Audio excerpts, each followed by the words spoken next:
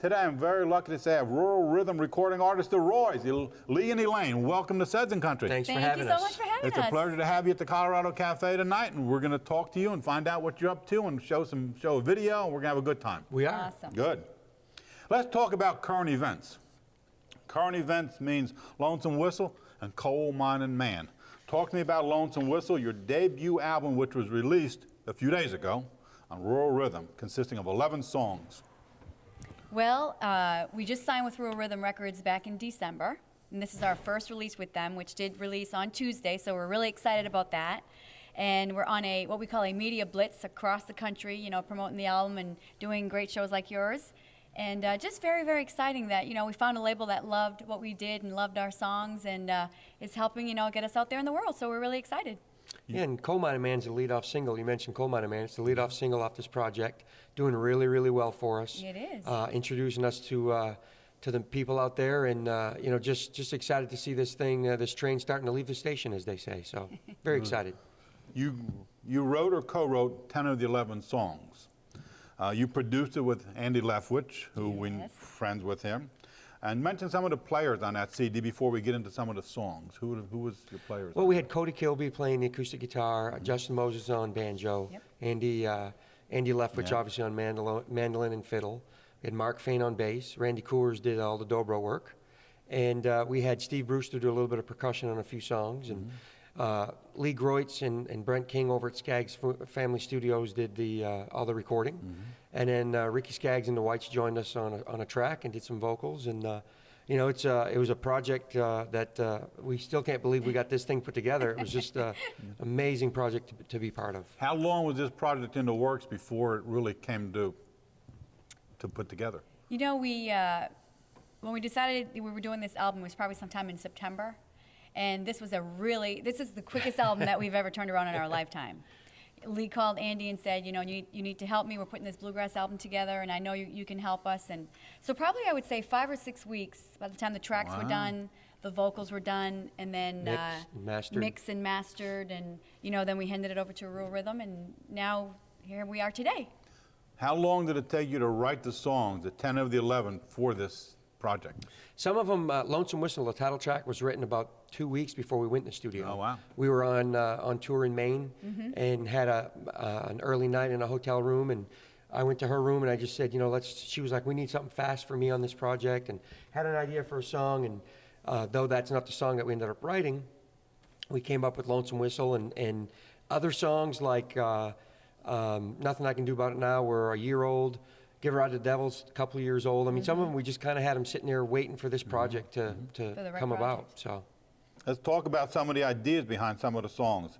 Lonesome Whistle, where did the idea came from for that song? You know, again, we had a running title that we had, you know, on the road. Sometimes you see something and it sparks something, and we'd written it down, and it just didn't work. But the idea from that title was about a love story, about you know, an unending love from the day that they met till the day that, you know, one of them is deceased. So that's kind of the story that we started with.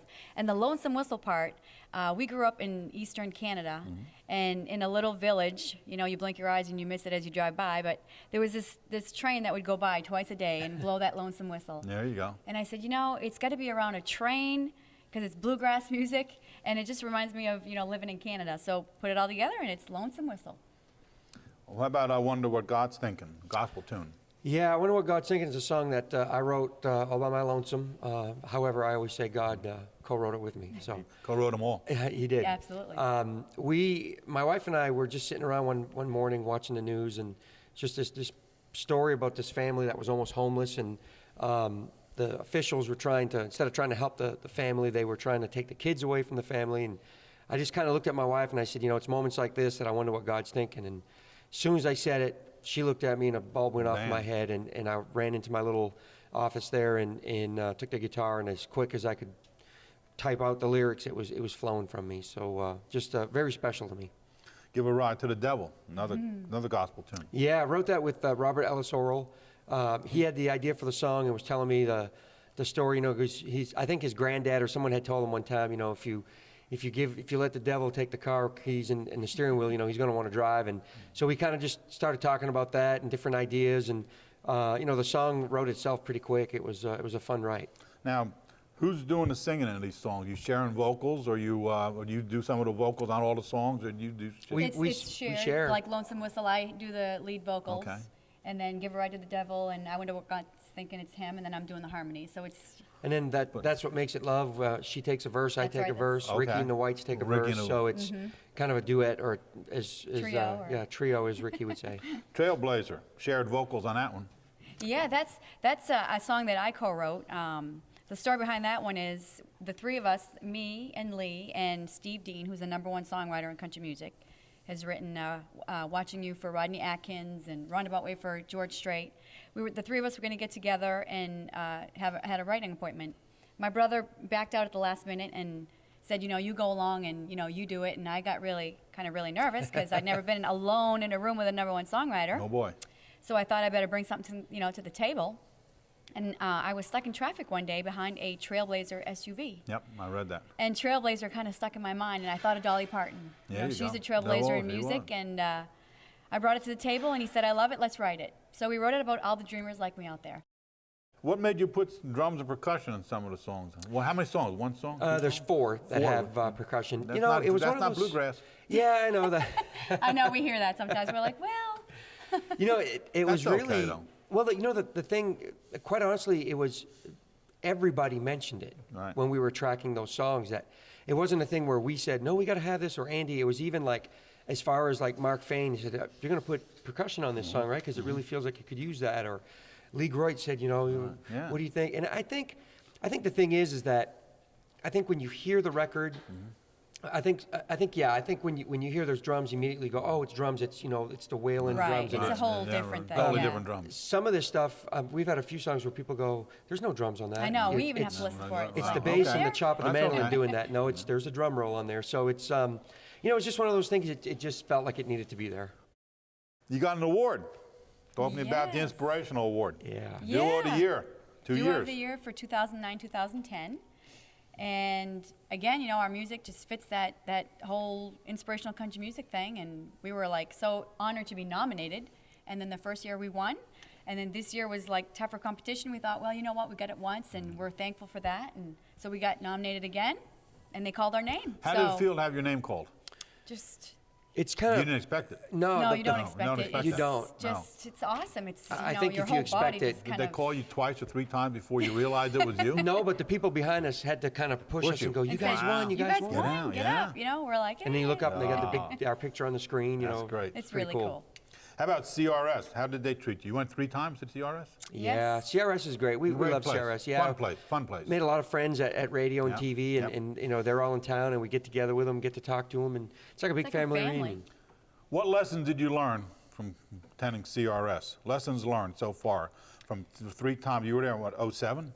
7, 7, or 9, 8, and 10. 8, 9, 10. 8, yeah. 9, and 10. What lesson did you learn from? Just a curiosity. For me, I don't know if it's so much of a lesson as much as a compliment that we got from a lot of our friends at radio that said, from the first year you came that we met you, when you were just launching your first single to now where you've had some success, you're exactly the same person. You haven't changed your phone number. I can call you, I can email you, and I know it's you. And I said, why wouldn't you? And they said, well, sometimes that doesn't always happen, and thank you for doing that. So I think for me that was more of a compliment. I think the learning thing for us is just, again, it's just going there and knowing that we're no bigger than anybody. We're right there. We're even with everybody. We're all human. We all make mistakes, and we all get up in the morning, and we all put, as my dad would say, we all put our pants on the same way. One leg at a time. That's it. What's your favorite song so far that you wrote? For me, that I wrote, I've got 2. That's What Makes It Love, and I Wonder What God's Thinking. For me, I would say Right Back at You and Trailblazer because it reminds me of my idol, Miss Dolly Parton. If you had to pick a signature song of all the songs you wrote, which would be your signature song? What would you like between the two of you as the Roys? Separately, as far as what we've written, I have Grandpa's Barn is one that, Oh, that yeah, that's. is very dear because I Right. co-wrote that about I our granddad. read that. And That's What Makes It Love is very dear to me. As far as that we've written together, signature-wise, I think Everything I Ever Wanted is one that. I'll agree with all that. Okay, there's nothing wrong with See, that. she knows, she's smart. She knows. How old were you when you were first introduced to songwriting? I was probably 9, the first song I ever written, 9 or 10. And I was the Pretty same, bad. like, just kind of jotting down stuff on First a song. First Well- song that you actually started and completed. finished. For Song- me, was Mommy's Little Girl. I wrote about my I wrote a mom. song called The Bar Stool at Is- 9 years old. Not sure why, Did but you record it? no, No, it there's hasn't been- it probably hasn't a appeared yet cassette on any tape album? somewhere. No. What's one line in any song that you've written that is funny, serious, or rings a bell to the true past? For me, it would be one that a lot of people go, that is really clever to say it that way. It's, if you give a ride to the devil, someday he's going to want to drive. There you go. So, And for me, probably everything I ever wanted, because it's written with Mom in mind, and every time I hear that, it warms my heart, because We're I love going my mom. to wrap up. Internet. Talk to me about the internet. Where can they find you, the downloads and the websites and the web addresses and all that kind of good stuff? theroysonline.com, what was that? TheRoysOnline.com. And from there, they can go to Twitter, Facebook, all that good stuff. If they want to order the CD, they can go to Amazon.com. Okay. Order it there. They can find out about our compassion information there. Boots campaign. The We have a Boots Boots campaign. campaign. We do stuff for the military. We help with the military. You Okay. buy boots, and it Right. goes out to the military families.